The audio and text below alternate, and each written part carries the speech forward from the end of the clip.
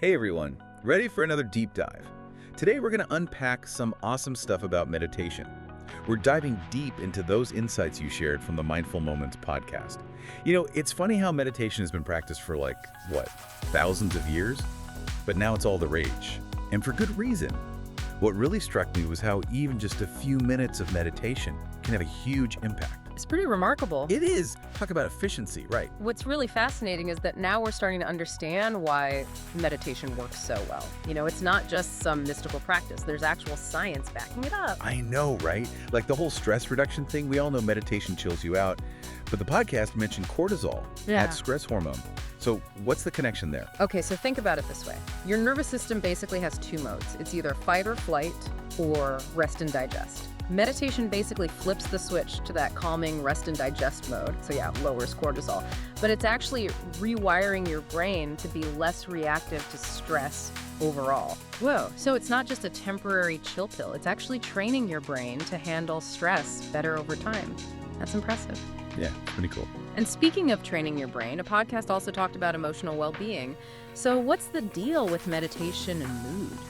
Meditation can really boost your self-awareness, but in a very specific way. Have you ever noticed that inner voice that's constantly judging everything? Oh yeah, all the time. Well, meditation helps you detach from that voice. You start to see your thoughts and emotions as just things that pop up, without getting carried away by them. Oh, so like instead of getting totally swept up in anxiety, you're more like, there's that anxiety again. Interesting. Exactly. And that space between you and your emotions, that's where the magic happens. You can choose how to respond instead of just reacting. That's powerful. That reminds me of the whole focus thing. The podcast mentioned how meditation is like a workout for your attention span. In our world of constant distractions, that sounds like a superpower. But how does that actually work? It's all about training your mind to stay present. Instead of getting lost in thoughts about the past or worrying about the future, meditation brings you back to the here and now. Think about trying to focus on work with a million tabs open in your brain. Meditation basically helps you close those tabs and zero in on what really matters. So it's like decluttering your mental desktop for better productivity. Exactly. That makes total sense. But what about those of us who toss and turn at night?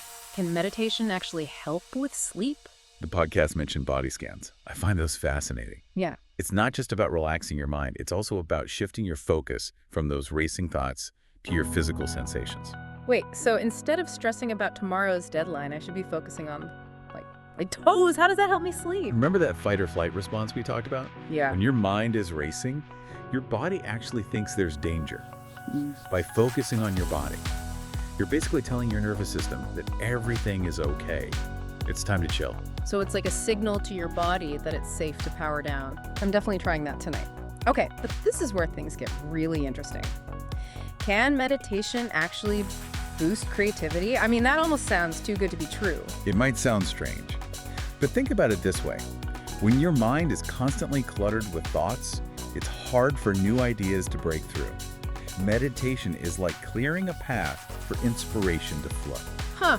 I like that analogy. It's like those times when you're stuck on a problem and then you go for a walk and bam, the solution hits you. Is that what meditation does? It's similar. Meditation helps you access a different state of mind, one that's more open, receptive, and able to make those creative connections. It's no wonder so many artists and writers swear by it. Wow, okay, I'm officially intrigued. This is way more than just relaxation. It's like unlocking your brain's full potential. That's a great way to put it. That's the key takeaway here. Meditation isn't just about feeling good. It's about accessing a deeper level of awareness and understanding. And that has implications for everything we do. Absolutely. And speaking of awareness, the podcast also talked about self-awareness as a benefit. But isn't that just a buzzword these days? Like, how does meditation actually make you more self-aware? Remember that inner critic we talked about? Uh-huh. Well, meditation helps you observe it without judgment. You start to recognize patterns in your thinking and behavior. And that's where real self-awareness begins. So it's like seeing your own mental and emotional habits more clearly? Yes. That's gotta be helpful for making better decisions. Absolutely. It's about recognizing those patterns and then having the power to choose differently. And it all starts with that deeper connection with yourself that meditation fosters. So it's not just about being less stressed or more focused. It's about understanding yourself on a deeper level and using that knowledge to live a more fulfilling life. Exactly. That's powerful stuff. It is. And it all leads to the final benefit the podcast highlighted: enhanced overall well-being. It's like all these pieces: stress reduction, emotional balance, focus, creativity, self-awareness, they all fit together to create a more harmonious and meaningful life. Yeah, it's like meditation is the key to unlocking a whole new level of existence. And the best part is, you don't need to become a monk to experience these benefits. Just a few minutes a day can make a difference. That's what makes it so accessible. It's not about perfection. It's about showing up consistently and giving yourself the gift of presence. I don't know about you, but I'm feeling pretty inspired to deepen my own meditation practice, and I bet our listeners are too. Me too. And there's so much more to explore. We've only scratched the surface of what this practice can offer. You know, it's really cool. We often think about self-improvement as tackling one thing at a time. Like, okay, I need to be less stressed, or I wish I was more creative. But what's fascinating about meditation is that it seems to have this ripple effect. It kind of upgrades everything at once. Right. It's like that saying, a rising tide lifts all boats. You work on your inner peace, and suddenly your work, your relationships, even just your general outlook on life, they all benefit. Exactly. It's a holistic transformation, not just a quick fix for one specific problem. And honestly, that's what makes this deep dive so exciting. We're not just exploring information. We're looking at a practice that can fundamentally change how you experience the world. Yeah, for sure. And that whole self-awareness thing keeps coming up. The Mindful Moments podcast really emphasized that. But it's easy to be like, yeah, self-awareness, good stuff. But how does meditation actually make you more self-aware? Okay, think of it this way. Imagine your mind is like a crowded room, full of all these noisy thoughts and feelings. Meditation is like stepping out of that room, so you can observe all that noise without getting caught up in it. So it's not about silencing those thoughts. It's about changing your relationship to them. Instead of being controlled by them, you're more like an observer. Precisely. And when you're not so entangled in every thought and feeling, you can start to see them more clearly, like where they come from, what triggers them, how they influence your behavior. That's the foundation of real self-awareness. That reminds me of something I struggle with. You know how sometimes you react to a situation in a way that you later regret? Oh, yeah. Like you're on autopilot and you're like, oh, why did I say that? Oh, we all do that. But what meditation helps you do is hit the pause button before reacting. You create space to choose a more mindful response, one that's aligned with your values and intentions. That would be life-changing. Okay, so let's say our listener is totally on board and wants to try meditation. Where do they even begin? There are so many different types of meditation out there. Yeah, it can feel overwhelming. It can. But the good news is, you don't need to become a meditation guru overnight. You can start small, just a few minutes a day, and gradually build from there. There are tons of resources available, apps like Headspace or Calm, guided meditations on YouTube, even local meditation groups if you prefer in-person stuff. Yeah, I've tried those apps, and they're great, but there are so many different types of meditation. Mindfulness, loving kindness, transcendental. How do you know which one to choose? Don't get bogged down by all the options. Mindfulness meditation is a fantastic starting point. It's about bringing your attention to the present moment. You know, your breath, your body, the sounds around you, noticing everything without judgment. No judgment, that's key. Yeah. Because I think we tend to be our own worst critics, especially when we're trying something new. Exactly. Be kind to yourself. Meditation is a practice, not a performance. There's no right or wrong way to do it. Some days your mind will be calm and focused. Other days it'll feel like a wild monkey.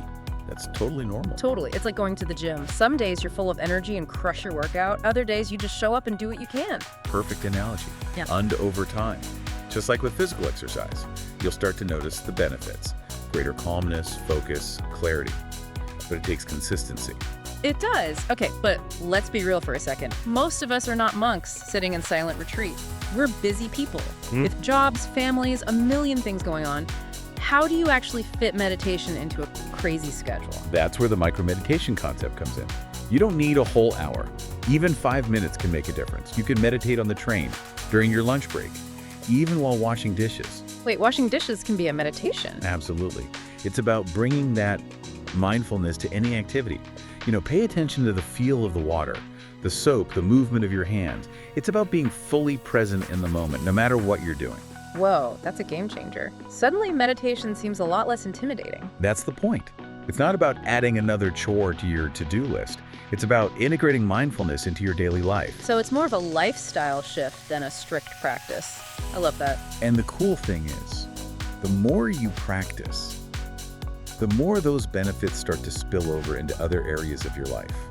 You might notice yourself becoming less reactive in stressful situations, more patient with your kids, or even just more appreciative of the little things. Yeah, like noticing the beauty around you. Exactly. It's like meditation is training your brain to be more present, more aware, and ultimately more joyful. Exactly.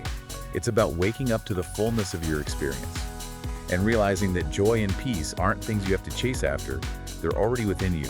Wow. Okay, I'm feeling super inspired after that last part. Like, I need to go meditate right now. Right. Seriously, though, it's clear that meditation is way more than just a trendy relaxation technique. It's about, like, rewiring your brain for the better. There are ways that impact, like, every part of your life. It really is. And you know what's really cool? The more we learn about the brain, the more we understand how meditation works. It's magic. I know. The Mindful Moments podcast touched on the science a bit, but I'd like to dig a little deeper. Like, what actually happens in your brain when you meditate? So one of the most exciting areas of research is neuroplasticity. It's the brain's ability to change and adapt throughout life. It used to be thought that our brains were pretty much fixed after a certain age, but now we know that's not true at all. That's awesome. It is. And meditation is kind of like a workout for your brain. It strengthens certain areas and creates new neural pathways. So it's not just some temporary feel-good thing. It's actually changing the physical structure of your brain. Exactly. And we're seeing some pretty amazing results. Studies have shown that regular meditation can actually shrink the amygdala. That's the part of the brain that's responsible for fear and anxiety. Oh, wow. And at the same time, it strengthens the prefrontal cortex, which is associated with things like focus, decision-making, and emotional regulation. So it's like meditation is calming down the fear center. Yeah. And beefing up the rational thinking part of your brain. That's a great way to put it. And the implications of that are huge. You know, we're talking about reduced stress, improved mood, better focus, and even increased empathy and compassion. That's incredible. Speaking of empathy and compassion, one thing I was curious about is how meditation impacts our relationships with others.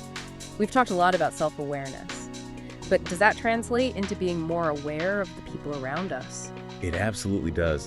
Think about it. When you're more in tune with your own emotions and reactions, you're less likely to project your own stuff onto other people. You become a better listener, more patient, more understanding. So it's like meditation helps you create more space for empathy and compassion, both for yourself and for the people in your life. Exactly. And that's what makes it such a powerful tool for building stronger, more fulfilling relationships. Okay, I think we've established that meditation is pretty awesome, but, I have to ask the practical question. How do you actually make it a habit? We're all so busy these days. It's so easy for good intentions to fall by the wayside. I hear you. The key is to start small and be consistent. Don't overwhelm yourself with hour-long meditations right away. Even 5 minutes a day can make a difference. And remember, it's a practice. There will be days when you're distracted or restless, or just plain don't feel like it. That's totally okay. Just show up and do what you can. It's like anything else, right? You have to build up to it. And I've found that guided meditations are really helpful, especially when I'm first starting out. It's like having a coach in your ear guiding you through the process. Absolutely. And there are so many great resources out there these days. Apps like Headspace and Calm are fantastic, and there are tons of free guided meditations on YouTube and other platforms too. Totally. And it doesn't have to be this formal sit on a cushion kind of thing. Like we talk about, even washing dishes can be a meditation. Any activity can become a mindfulness practice if you bring your full attention to it. Exactly. It's about shifting your focus from that constant chatter in your mind to the present moment, whatever that moment holds. So it's more of a mindset shift than anything else. That's a great way to put it. And that shift in mindset can have a ripple effect on every aspect of your life, from how you handle stress, to how you connect with others, to how you experience the world around you. Well, I think we've covered a lot of ground in this deep dive. And I, for one, am feeling incredibly inspired to make meditation a more consistent part of my life. Me too. And I hope our listeners are feeling the same way. It's truly a gift you can give yourself, the gift of presence, awareness, and inner peace. And who wouldn't want a little more peace in their life, right? Exactly. So to wrap things up, if you're feeling called to explore meditation, just remember to start small, be kind to yourself, and enjoy the journey. That's great advice. And if you're feeling a bit overwhelmed or unsure where to begin, don't hesitate to reach out. There's a whole community of meditators out there who are happy to share their experiences and support you along the way. That's so true. And remember, even just a few minutes of meditation each day can make a world of difference. So take a deep breath, Find a quiet corner and give yourself the gift of stillness. Until next time, may you find peace and clarity within